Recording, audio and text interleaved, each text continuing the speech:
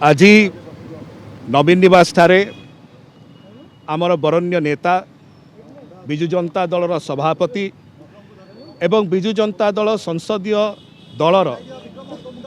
chairperson अध्यक्ष श्री नवीन पट्टनायक महोदयंकर अध्यक्षतार विजु जनता दलर संसदीय दल बैठक अनुष्ठित होता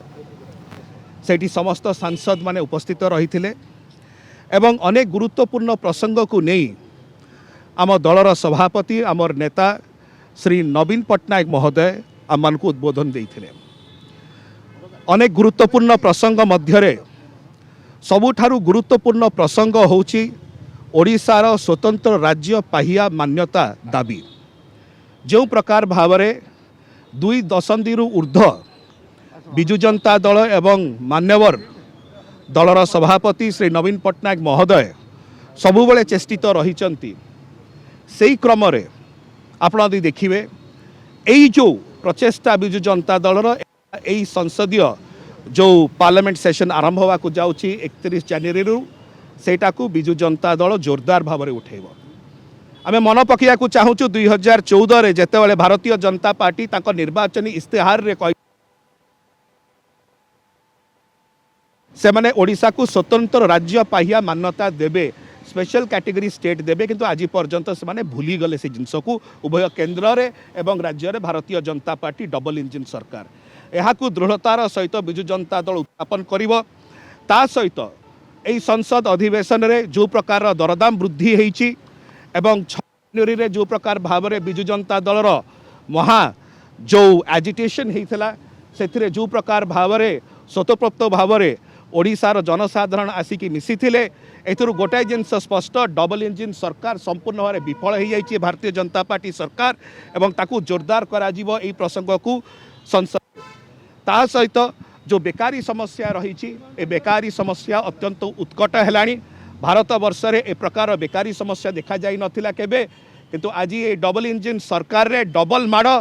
डबल बेकारी देखा जाउची सही प्रकार भाव में आमर चाषी भाई भौणी मान सहित जो प्रकार भाव में अत्याचार करुच्ची केन्द्र में थिबा भारतीय जनता पार्टी सरकार एवं ओडिशा रे भारतीय जनता पार्टी सरकार ता विरुद्ध मध्य स्वर उत्तोलन करा जीवो एवं डिमांड रहिबो जो एमएसपी आज केंद्र सरकार 2300 टंका दौरान प्रति क्विंटाल पैडी रे धान रे सेटा को डबल करिया पे स्वामीनाथन कमिशन रिपोर्ट अनुजाई जोरा कि 4600 टंका प्रति क्विंटाल करा जाऊ ए डिमांड रहिबो भारतीय जनता पार्टी बारंबार कही स्वामीनाथन कमिशन रिपोर्ट अनुसार आमे चाषी आय को द्विगुणित करूँ से करें ना एमएसपी को द्विगुणित करूँ से करी ना तो यहाँ गोटे जोरदार भाव आमर दाबी रजु जनता दल तरफ ता सहित जो प्रकार भाव में अदिनिया वर्षा एवं अन्यान्य